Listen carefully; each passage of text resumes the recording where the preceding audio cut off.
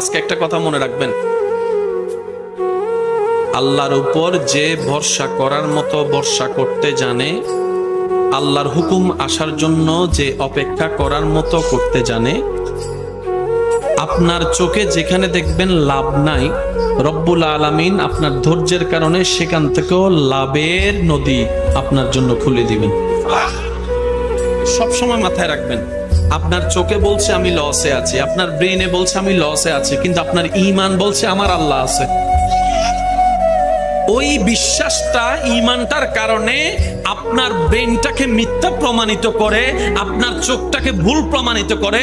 রব্বুল আলামিন এমন জায়গা থেকে লাভের সন্ধান বের করে দিবে, কল্যাণের সন্ধান বের করে দিবে, শান্তির রাস্তা বের করে দিবে।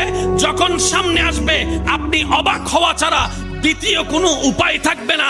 তবে সেই জায়গায় একটা চরম পরীক্ষা আপনার আমার দিতে হয়, যেখানে আমরা প্রায় সময় মানুষ ফেলি, সেটা হচ্ছে আমরা যদি সেই সময়টা আসে, আমাদের প্রধান কাজ হচ্ছে ডাইনে বামে না তাকিয়ে চোখটা বন্ধ করে রবের দরবারে সিজদা দিয়ে আগে শুকরিয়া আদায় করা।